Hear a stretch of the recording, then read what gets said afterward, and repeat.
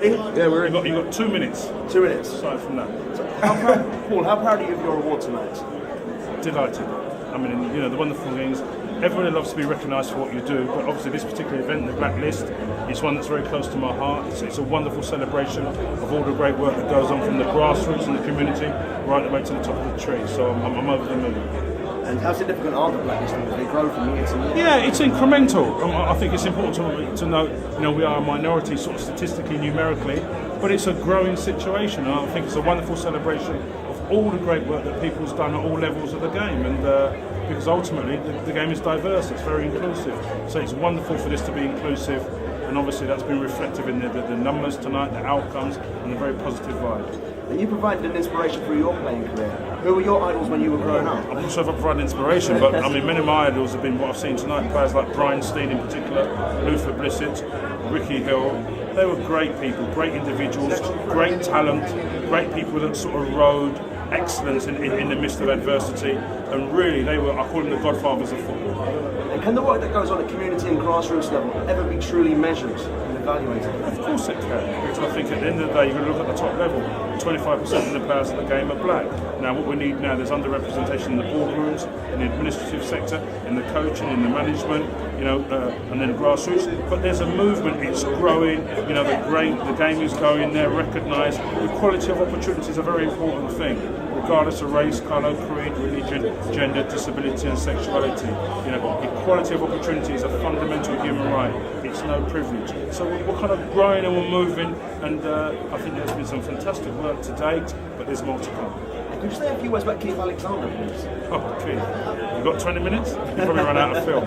But Keith is an inspirational guy. He was really, when we talk about the catalyst to effect change, the revival, Keith, when we talk about measurement, the word you just used, it's exemplified no better than a man called Keith Alexander. In the face of extreme adversity, in terms of extreme negativity, extreme what I call insular attitudes at that juncture within football, he rose above that. What he showed was it was about excellence.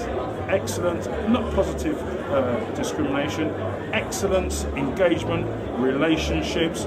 That's what he done, and we use the word great lightly in this country or around the world.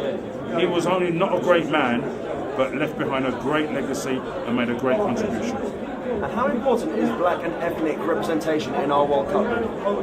It's fundamentally intrinsic. I sat on the 2018 board. Inclusion, diversity has been at the heart of our bid. We've got over 300 different tongues in this country, and it's important that the bid, we're in a multicultural, multiracial society, and our bid reflects that. We've got the Inclusivity Advisory Group, which I chair. It's done some fantastic work, and it was summed up for me a month ago in Blatter. Sepp Blatter, the FIFA president, come over, and he was talking about the anti-discrimination work and the movement, the work that Kick It Out had done in this country, and he was wonderfully complimentary. Do you think ours is the most holistic bid, the most well-rounded? It's not for me to say. I just think what we've done, we know our assets. I've spoken about today, about our stadia, our infrastructure, our diversity. We're an excellent commercial partner, and our legacy. The most important thing is that we keep a very calm, steady, measured bid. Do our best, so it's like playing a match. You know the opposition, you know the magnitude of the opposition. It's important that each of your team, we all give 100%. That way we can look in the mirror and sleep and obviously resonate with ourselves at night. And at Premier League level, they've had black managers such as Sean Tigger, Bruce and Paul Ince. Why do you think it hasn't cracked on from there? Well, it's all incremental. Listen, this one is a tough, serious, ruthless business.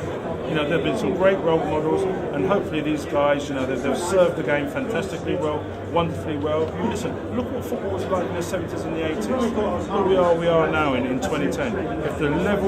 If you said to me the progress that's been made at all levels of the game, from the grassroots and the community to the top of the level, I would have laughed in your face.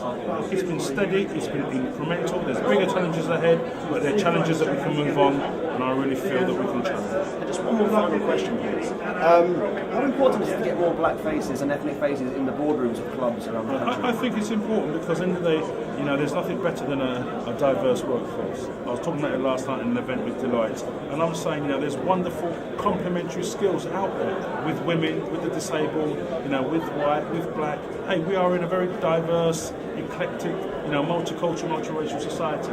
It's not about tokenism, it's about the best person doing the best job possible. But they have to be welcomed, they have to be engaged, and I think, collectively, people, they're respecting that, they're engaging with that, and I just think this is a great foundation for real sustained positive change moving forward. Thank you very much for your time. Pleasure. Thank you.